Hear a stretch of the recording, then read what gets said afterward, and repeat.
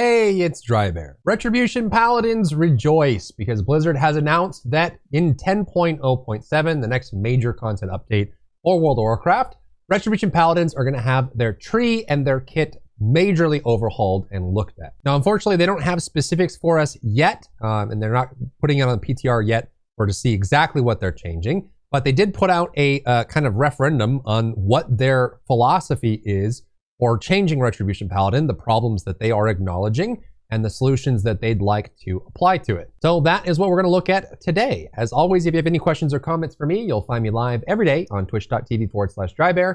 Come by and say hi. So this is the post that they put out today that they were able to talk about. Retribution Paladin design in 10.0.7. So they have mentioned that we're doing a substantial rework to the Retribution talent tree in patch 10.0.7. Rebuilding the Ret talent tree from the ground up means significant changes ahead. However, the talent tree itself will not be available in our first PTR build, so initial testing on the PTR will be missing important context. Nonetheless, we'd like to share our major goals for Retribution with you. So Retribution historically has just had, core issues, some that are attributed to its design and function and class thematical theme, let's say. So they're talking about some major categories here that they would like to address. The first one is button bloat. Retribution Paladins currently have a fairly large number of abilities, and some of these feel unnecessary and inefficient. I think most Ret Paladins would agree with you there. We're working to tone this down and have a more focused set of abilities and cooldowns. I feel like Ret going into Dragonflight was one of the few specs that just didn't get enough love. It felt like they kind of kept what they were doing in Shadowlands, but not enough to reintegrate where they were going with the class setup and the rotation style. They got some new things and some things that were brought back from previous expansions, but it's all kind of just floating and coexisting. There's not really like a whole cohesive feel to it. It doesn't feel like it's well put together. There's a bunch of buttons that when you're explaining to someone who's new to Ret, you would tell them that you can ignore this, but don't ignore that. And this is super important, even though it seems like this is very valuable. So with the button bloat, they're hoping to reduce the number of abilities and then make the abilities that are there be more profound and better functioning.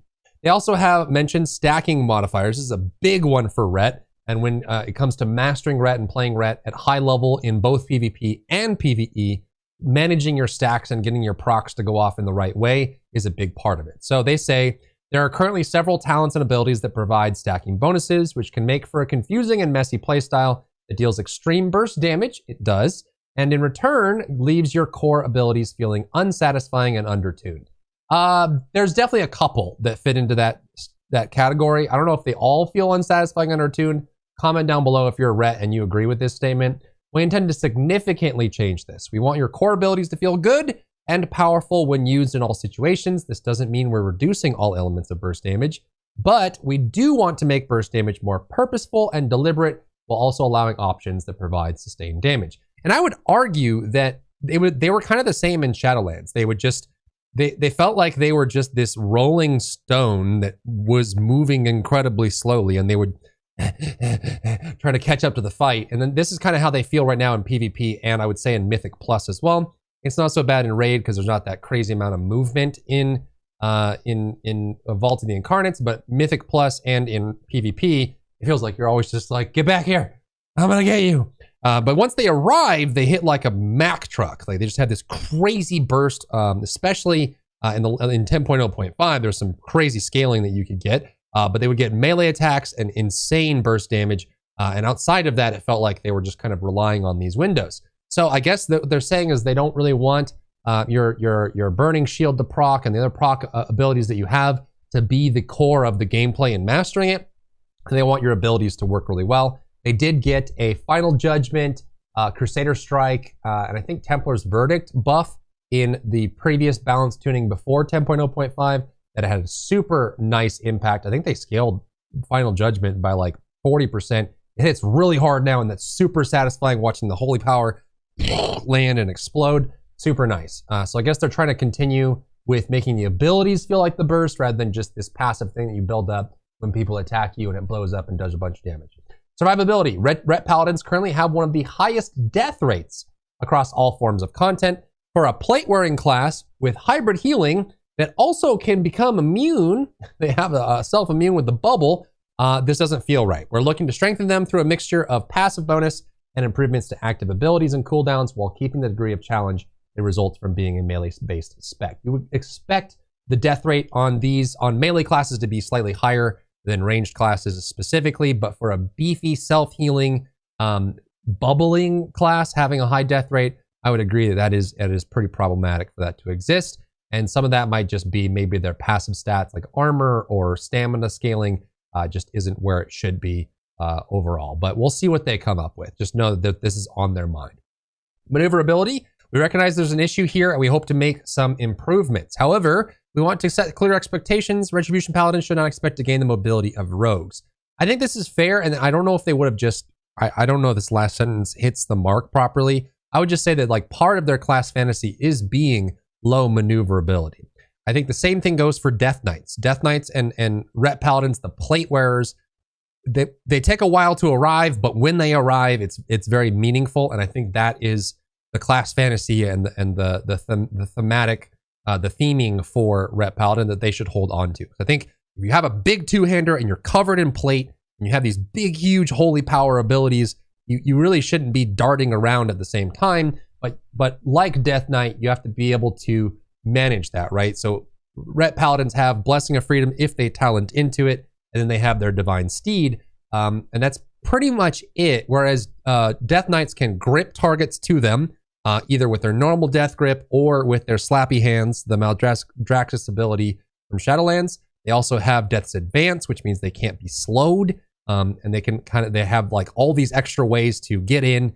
They can speed themselves up a little bit. So I think they probably just need some kind of function or benefit that gets them closer to how Death Knights feel with their mobility and their ability to stay in the fray without you don't really want a Ret Paladin to be keeping up with you all the time. Otherwise, their burst damage needs to come down because they're terrifying when they get there. Utility. The changes the Dragonflight brought to Retribution have caused some conflict for players, forcing the Ret Paladin to choose between providing benefits to their groups or benefiting themselves. This choice can be interesting, but due to the way this has historically worked for Paladins, it hasn't felt right in Dragonflight, so we're looking to make changes here that allow you to feel good and improve your own damage while also providing the group benefits that you're used to. We're also looking into additional utility improvements for Paladins during the 10.0.7 test cycle. So this is something that they keep coming back to this idea.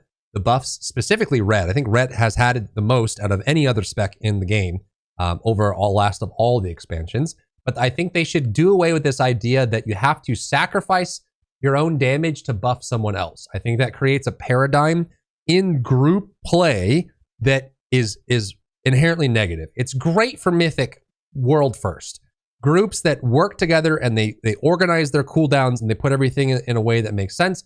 It's awesome. But compare the buff that Ret gets to like a Wind Fury for Enhancement Shaman.